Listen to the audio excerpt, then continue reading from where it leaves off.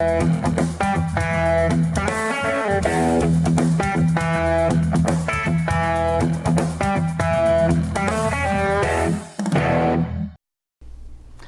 back. I guess that now is your turn again. All right. This question is two-part, very short.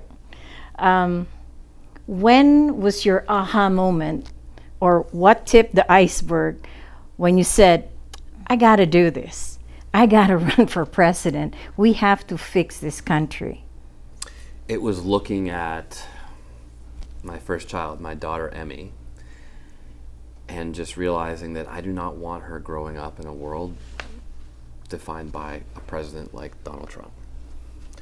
And I miss her dearly. She's 9 months old right now.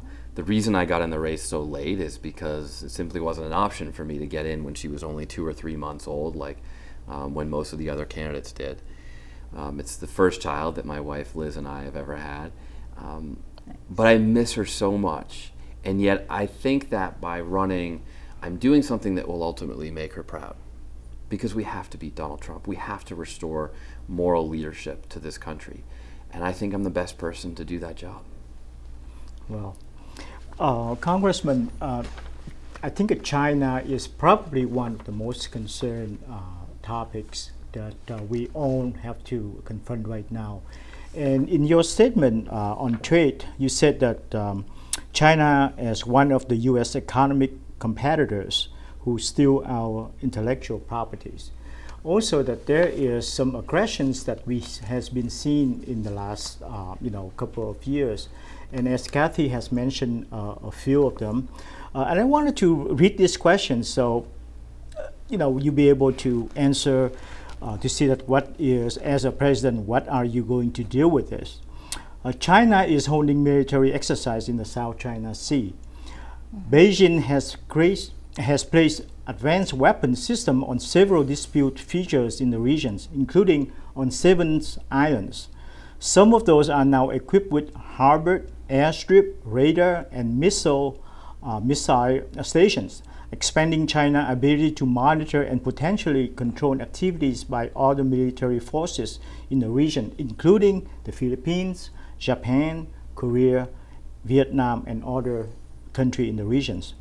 Last month, which is in, I believe 2 months ago, in June, China vessel rammed a Filipino boat anchored near Red Bank in the South China Sea, sinking it and abandoning the fishermen on board. The Filipino fishermen were later rescued by the Vietnamese fishing boat. The Red Bank actually belonged to Vietnam, with Kon Trường Sa and Hoàng Sa. Vietnam has a full legal basis and historical evidence to assert its sovereignty over the Hoàng Sa and Trường Sa island in the waterway, as well as legal right over its water following the 1982 United Nations Convention of the Law of the Sea. In our opinions, China should stop building floating nuclear factories in South China Sea that affect to environment, security in South China Sea. Experts have said U.S. and other powers should continue to patrol in the South China Sea. What is your positions on China aggressions in South China Sea through military exercise and other countries in the world? Well, I completely agree with you. And as I said earlier, this is why we need to formalize our alliance, to strengthen our allies in the Pacific, not to walk away from them like this president has been doing. I believe it's time for a Pacific version of NATO to make sure that China knows they cannot divide and conquer. That's what they're trying to do. They're trying they'll attack the Philippines here and Vietnam there, and try to undermine the allegiance that we all have to one another. We need to strengthen that alliance and make sure that, just like we said to Russia for the last 70 years in Europe, if you attack one of us, you're attacking all of us. That should be the message that we deliver to China in the Pacific. we also have to modernize our military presence, because China is not just attacking us by building new aircraft carriers. They're building missiles that can take aircraft carriers out. They're building space missiles that can take out our GPS, our satellite system.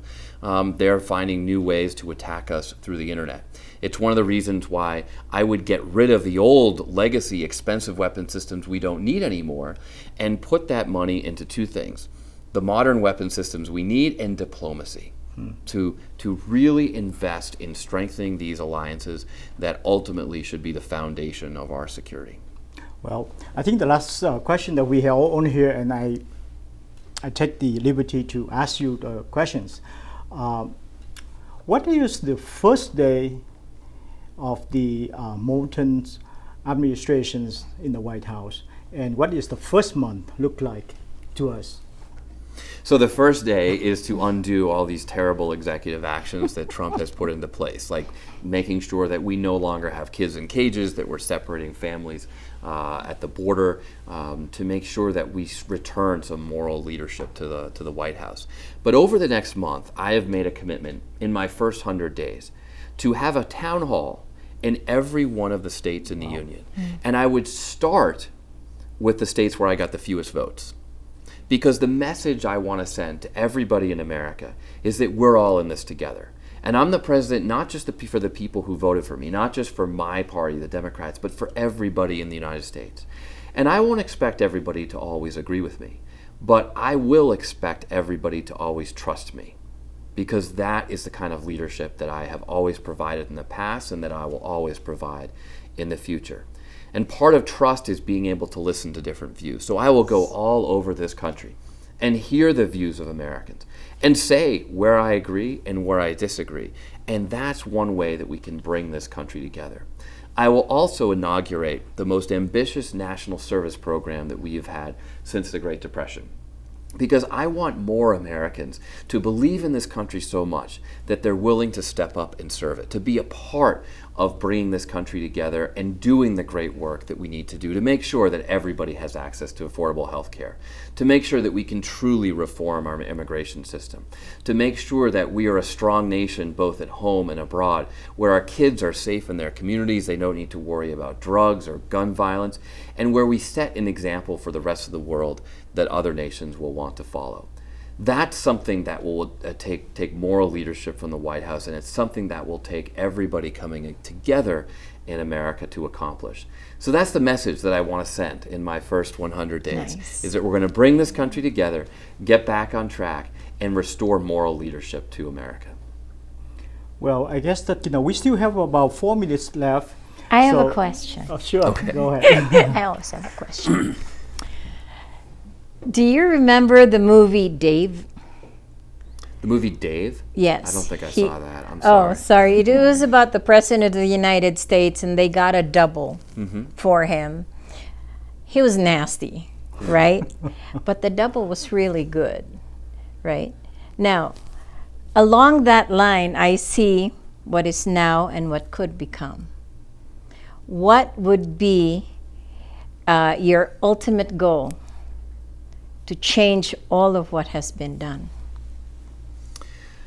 Well, I think that, like many things, it really does come back to leadership, because we can go through all the policy changes that we want to accomplish. We can talk about the different strategies to get people on board, but ultimately, I want America to be a country that everybody looks to, that everybody in America looks to for moral leadership, for leadership that you can trust even when you disagree. I remember one of the most meaningful days, I've always said it's the top two most meaningful days I've had in Congress, was when I was in Vietnam at the Hanoi Hilton with John McCain. And the respect accorded to Senator John McCain in a country that he bombed as an American pilot was just incredible, and that speaks to our values. And when we were in that prison, with me was a colleague I helped get elected, Stephanie Murphy, the first Vietnamese boat refugee to become an elected member of the United States Congress.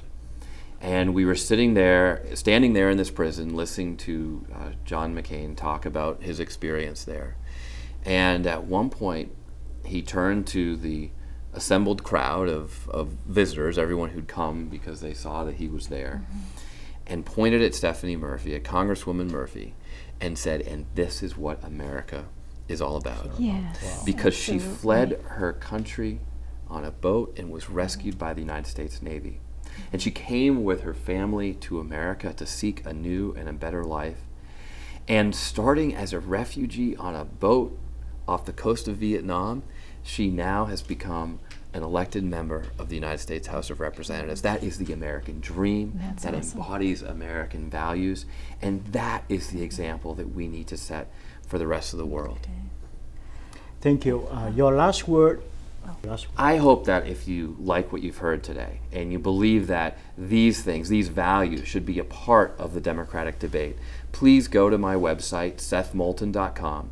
That's SETHMOULTON.com, and donate even just $1 to help me get on the debate stage. This is a very crowded Democratic field, but ultimately this is not going to be an easy race to defeat Donald Trump. And I think there's no better foil, there's no better competition for Donald Trump than a young combat Marine veteran. Yes. To go toe-to-toe with him on the debate stage and remind America and the world what American values truly are, what we are all about. But the Democratic establishment in Washington is trying to limit the debate field, and we need to make sure that my voice and other voices are heard. So please go to my website, learn more about the campaign, sign up to be a volunteer, and contribute $1 so I can get to the debate stage. I look forward to meeting you, and I thank you so much for your leadership, every one of you, your leadership in the community, in America. This is what the American dream is all about too, and it's an honor to be with you here today. Thank you so much, Congressman. On behalf of the panel, thank you so much for listening to us, and best of luck, Congressman. Thank you very much. Thank you.